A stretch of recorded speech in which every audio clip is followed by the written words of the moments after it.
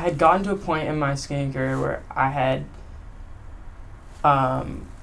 reached an ability that I could really expand on in a way that became serious. And growing up, that always wanted to be like a professional at something. I always would tell my parents, I wanted to be a professional soccer player. I wanted to be every single sport that I watched on TV. I wanted to be a pro at it. It didn't matter what it was. I just thought that was just so cool. And there was always that, the usual response of, oh, maybe you'll make it one day, maybe you won't, but don't get frustrated if you don't. Like, just always a little bit of disbelief. And I thought to myself, like, I could, prove these people wrong, and you can get to that goal. And so I'd realized that, and my mom had wanted to make the move to Boston for a while now. It was like pretty much her dream job, but in Boston, which isn't necessarily where she wanted to be. And I kind of had my mindset on, I want to keep skiing. I don't want to leave the team that I'm on. There's a good dynamic. Do I move? I'm kind of in this weird position, and I came to my senses pretty quickly that if I stay in San Francisco, my parents would not be able to see each other. My dad would have to stay with me. My mom would be in Boston. So moving to Boston would not only allow everybody to be together and there being a good family dynamic, but also I quickly came to learn that Vermont, although very firm and icy snow, kind of can get the dog in you.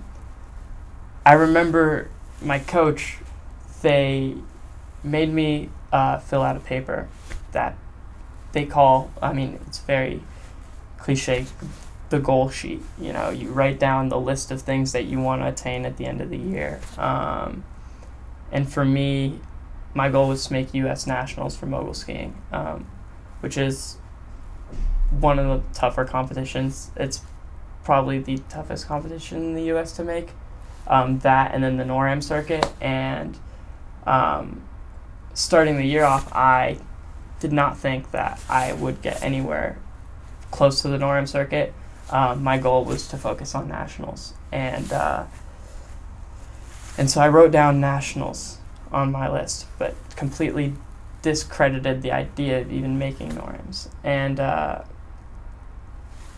remember my coach coming to me and telling me that there were a couple people on the NORAM list, on the competition list, that had dropped out, whether it was due to injury or they were retiring from the sport because, some people like me made the decision, to kind of shy away from skiing.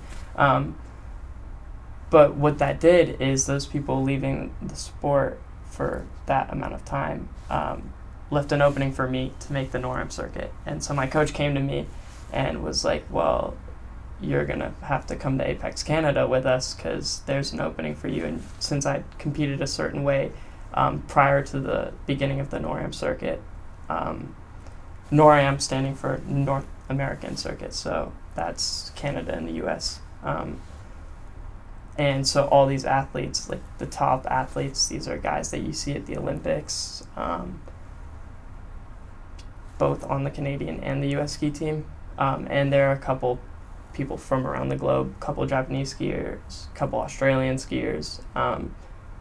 It's just like such a high level. And it's that thing that I was talking about earlier, that when you're a kid, you see these people on the TV, like those are the pros. And now these guys were like right next to me and their names were being called before me, like when they went on a run. And I was displayed the same way that they were in the replays and the videos.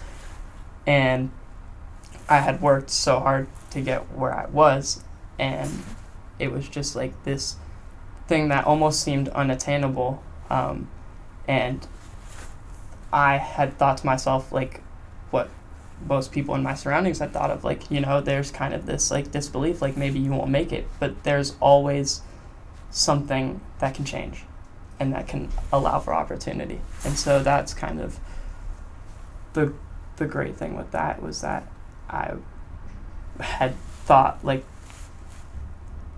my parents, like my grandparents, like the people I talked to about being a professional, I thought like them. I inherited the same thought process. But since I worked I put in a certain amount of work, I got the payoff. So it was really satisfying. And then I ended up not only competing in one so there's 6 NORAMs, and you have to qualify for every single one. So every single one's like a pretty big deal. And then I ended up making 4 of them. So that was a really cool opportunity, and I got to compete against a bunch of professionals, sometimes beating them, most of the time losing to them. And then at the end of the year, I was really happy with how everything had come together. Yeah, literally the year of my life, and I'm like, I'm gonna cut this off just to go chase this other dream.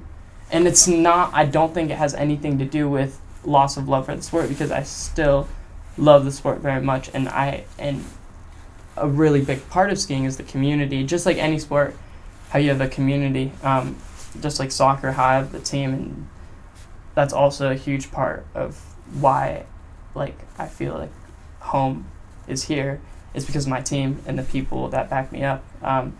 But it was the same thing for skiing. And I don't want to say I had, because I still do have this family that always keeps in touch with me. And I mean, I could show you my emails right now. I have a bunch of the US ski team membership emails for when I go compete, because I'm still going to go compete this year. I'm going to go.